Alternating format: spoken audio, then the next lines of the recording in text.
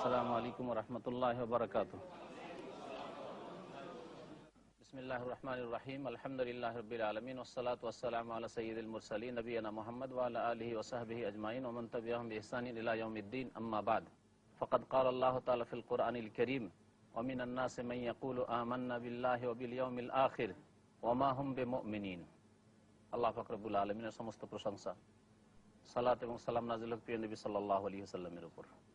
আল্লাহ পাক রব্বুল আলামিন এই আয়াত থেকে সূরা বাকারায় বেশ কয়েকটি আয়াত পর্যন্ত মুনাফিকদের অবস্থা, যারা মদিনায় অবস্থান করত নবী করিম সাল্লাল্লাহু আলাইহি ওয়াসাল্লামের হিজরতের পরে এবং তারা ইসলামের শত্রুতার অবস্থান নিয়েছিল, তাদের সম্পর্কে আল্লাহ পাক রব্বুল আলামিন কিছু কথা উল্লেখ করেছেন।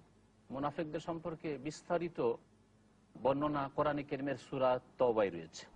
এছাড়াও আরো অন্যান্য সূরায় মুনাফিকদের বিভিন্ন অবস্থার কথা, তাদের খারাপ আচরণের কথা, তাদের ইসলামের শত্রুতার কথা উল্লেখ করেছেন এবং আল্লাহ পাক রব্বুল আলামিন মুসলিমদেরকে সতর্ক সাবধান করেছেন যাতে করে তাদের দ্বারা ক্ষতিগ্রস্ত না হয় এবং তাদের মতো চরিত্র না হয় মুসলিমদের। মহান আল্লাহ ইরশাদ করেছেন এই আয়াতে, ওয়া মিনান নাসি মান ইয়াকুলু আমান্না বিল্লাহ। আর কতক লোকেরা রয়েছে যারা বলে আমরা আল্লাহর প্রতি বিশ্বাস করেছি, ঈমান নিয়ে এসেছি, অর্থাৎ ঈমানের দাবি করে, ওয়া বিল ইয়াউমিল আখির এবং পরকালের প্রতি ঈমান নিয়ে এসেছি। আল্লাহ বলছেন ওয়া মা হুম বিমুমিনিন, আসলে তারা মুমিন নয়, তারা এসব মিথ্যা কথা বলে। আল্লাহ পাক রব্বুল আলামিন এই মুনাফিকদের নাম এখানে উল্লেখ করেননি, তাদেরকে অস্পষ্ট রেখে উল্লেখ করেছেন। কিছু লোকদের স্বভাব রয়েছে যে তারা বলে যে আমরা আল্লাহর প্রতি ঈমান নিয়ে এসেছি, পরকালের প্রতি ঈমান নিয়ে এসেছি, কিন্তু তারা আসলে মুমিন নয়, ঈমানদার নয়, বিশ্বাসী নয়। এইভাবে তারা কি করে? ইউখাদিউন আল্লাহ, আল্লাহ পাককে ধোঁকা দিতে চায়। তারপরে আয়াতে মহান আল্লাহ ইরশাদ করেছেন ইউখাদিউন আল্লাহ ওয়াল্লাযীনা আমানু, তারা আল্লাহকে প্রতারিত করতে চায়, ওয়াল্লাযীনা আমানু এবং মুমিন মুসলিমদেরকে প্রতারিত করতে চায়।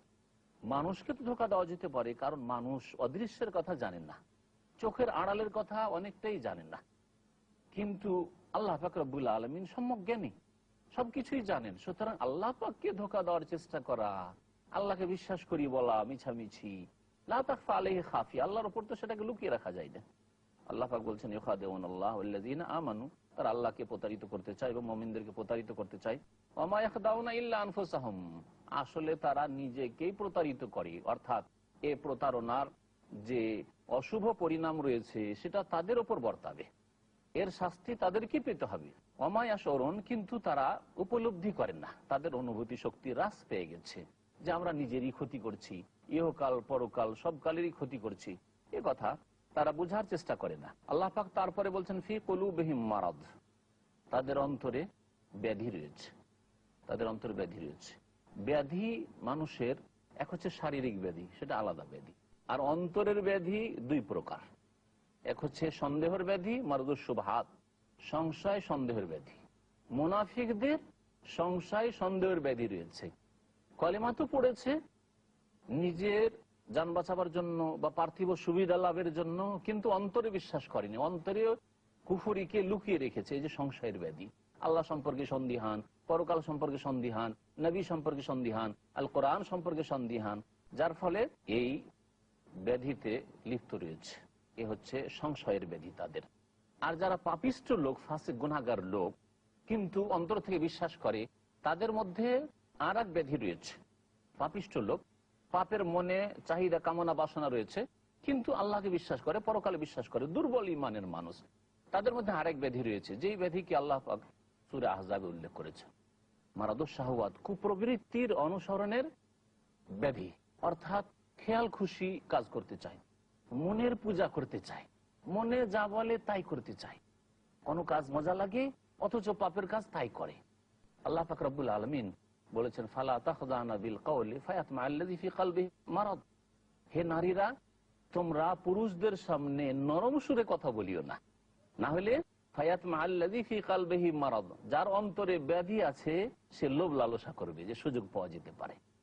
মিষ্টি কথা যদি বলে কোনো মহিলা, আর পাপের কামনা বাসনা কোনো পুরুষ, কোনো যুবকের অন্তরে যদি থাকে, আর টেলিফোনে একদিন দেখছি না কেমন আছেন, ভালো আছেন, অনেক কথাই তো আমার সাথে বলছে মহিলা, তাহলে আর একদিন কথা বললে মনে হয় লম্বা কথা বলবে, আর যদি প্রেম আলাপ করি তাহলে মনে হয় রাজি হবে। এইভাবে শয়তান তাকে এগিয়ে দিবে পাপের দিকে। সুতরাং সাবধান নারীরা, তোমরা কোনো অপর পুরুষের সাথে নরম সুরে কথা বলবে না, নরম সুরে কথা বলবে না, না হলে যাদের অন্তরে ব্যাধি আছে, এখানে মারদুস শাহাওয়াতের কথা, কুপ্রবৃত্তির অনুসরণের ব্যাধির কথা আল্লাহ পাক উল্লেখ করেছেন।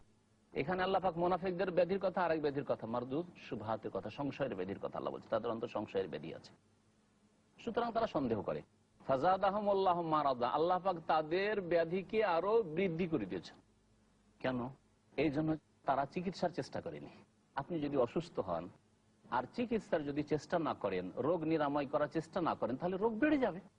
মুনাফিক তার অন্তরে সংশয়ের ব্যাধি আছে, এই রোগকে সারাবার জন্য যদি আল কোরআনের কাছাকাছি না আসে, রাসূলুল্লাহ সাল্লাল্লাহু আলাইহি ওয়াসাল্লামের কাছাকাছি না আসে, আল্লাহ পাককে ভয় না করে, পরকাল সম্পর্কে চিন্তাশীল না হয়, না দেখে যদি সে বিশ্বাস না করতে চায়, তাহলে তার ব্যাধি কি করে দূর হবে, তার রোগের নিরাময় কি করে হবে?